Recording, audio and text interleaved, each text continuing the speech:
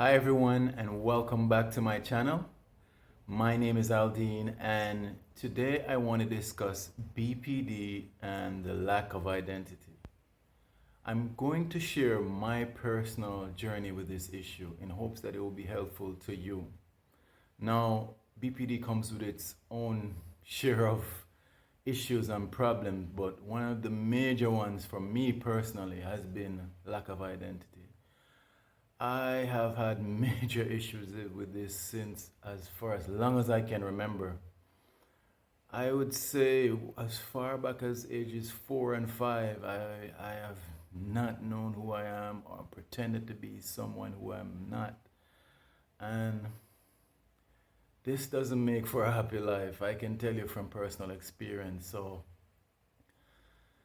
let me give you a basic rundown of what it is like living like this.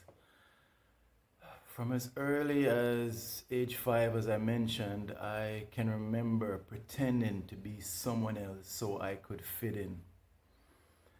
I was never myself because I thought being myself was not good enough, which of course now that I'm older and more wiser, I realize that that's not the way to go. But when you're a child and people are teasing you and nobody wants to be around you, I guess you'll do anything to fit in. So I can see now, looking back, I can see why things progressed the way they were. When I was a kid, a lot of people picked on me, called me names, and I never seemed to have a group that I would fit in with. And when I went to school at that early age, I went to a school where most of the persons were far more privileged than I was, and they were always talking about trips to overseas and trips to places that I had never been to and my family couldn't afford to go to. So in order to fit in, I would just make up stories and pretend like I went to those places. I never did, and yeah, because I felt like I wasn't good enough, which is the basis. And now that I realize it's all a fear of rejection. It all comes back to our biggest fear as persons with BPD of not fitting in, of being and not wanting to be rejected. And this continued all the way up until even now I struggle with it. I'm not gonna pretend like I am perfect or I don't have identity issues. I still have major identity issues, but I'm in a far better place now. And but let me continue with the journey. When I went to high school, because I was branded a nerd all through earlier primary school, as you elementary you'd call it in the States, school. And I was teased. I never fit in. I was a bright kid. I always was at the top of the class, and I never fit in. I tried to be like others, but I just couldn't fit in. So when I went to high school, I decided that I wanted to change things. I wanted to be a different way. And I became the opposite. Trying to be cool, I skipped classes. I gave all kind of trouble. It was the opposite of who I was in elementary school. I did everything trying to be cool. Looking back now, I was just being silly, but it seemed the right thing at the time. And actually, to be honest with you, it worked. For the first time, I was accepted. I was accepted by the so-called cool kids, and started going to parties, drinking, smoking weed, all the stuff that they said was cool or what everybody thought was cool. But that is not being cool. That is being silly, and it got me nowhere. It got me into a lot of trouble, a lot of detentions, suspension, all kind of trouble, and nothing to be proud of. And it continued like this all through my life. I could never be myself. When I was around people, if they said they like the color blue, I like the color blue. If they like football, I like football. If they like to go clubbing, I like to go clubbing. You get the picture.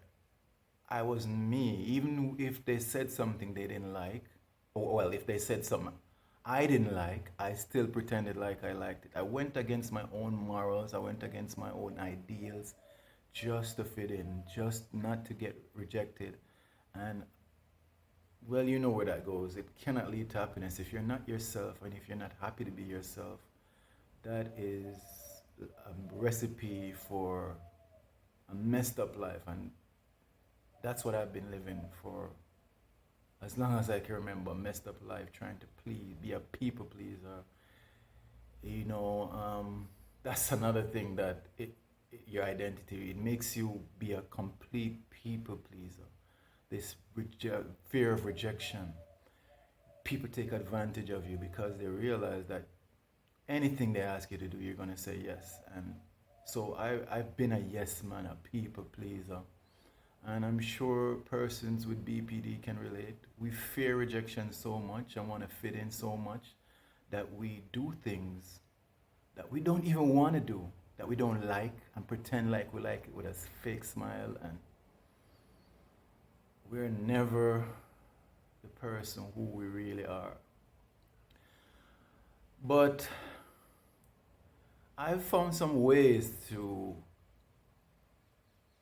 actually be myself, and it has made me be a happier person. I'm still not 100%, I'm still not where I should be, but I've learned some strategies to bring out my own identity, and I'm going to share some of these with you. I really hope that they help you. So with that being said, let's get into that. Okay, so the first strategy to improve your self-identity is to practice self-exploration. And what I mean by this is you should try to find some time to be alone and to reflect on what your values are, what your true values are, what your true aspirations are, what really lights you up. So for me, try to find a place that is quiet, that makes you feel alive. For me, that's like by a body of water, by a river, or in the hills, in nature. I love nature. But whatever the case, I don't know what you love, but find somewhere that's quiet, that you won't be disturbed. Probably do a little meditation first, do some deep breathing to get you in a nice, calm space. And then think about what you really like, what really you aspire to be, what is truly you. Think about that. Write it down. What lights you up? Think about it. And when you are in situations, reflect on that and remember that this is me and I don't have to be like Tom or Jane. I am me, and me is a wonderful person, so I don't need to be anybody else. If I love playing a guitar, I love playing a guitar. I don't have to pretend that I love smoking weed to be cool. So you look, self-reflect, think about all the things you really like, write them down and meditate on that, and be that.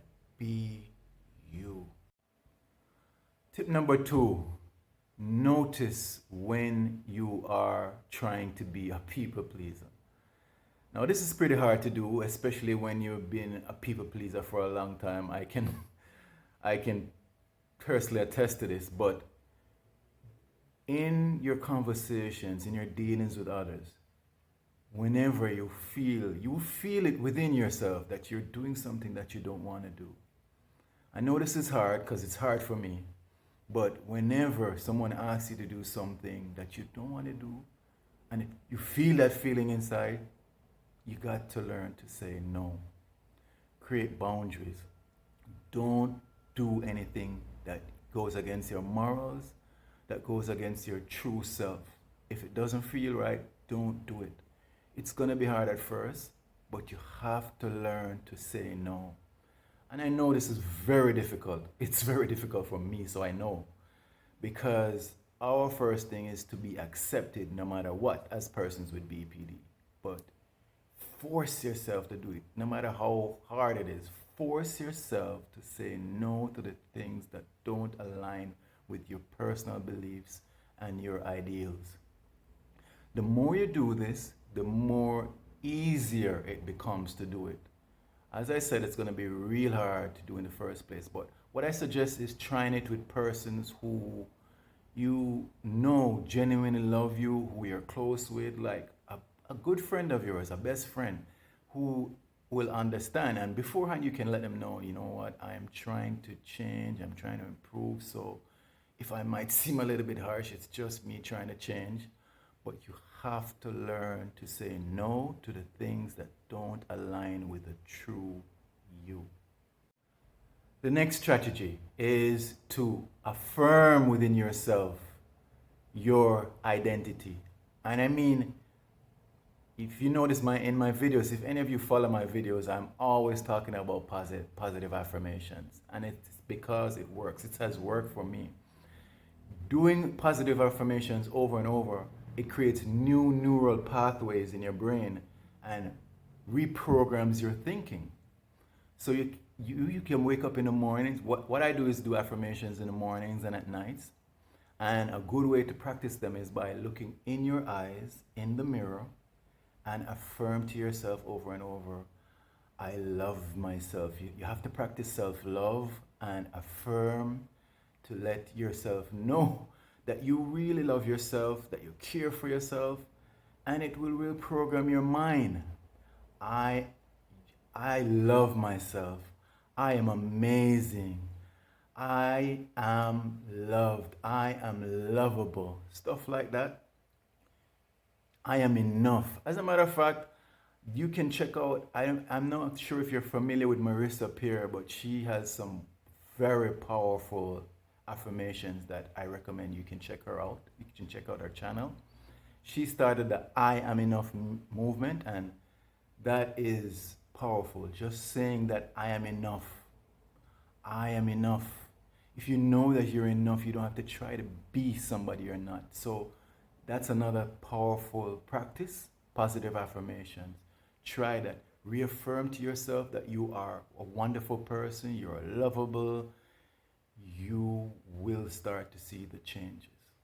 And finally, I suggest for persons who may be brand new to BPD, who just discovered that they were just diagnosed and are struggling, that you seek professional help.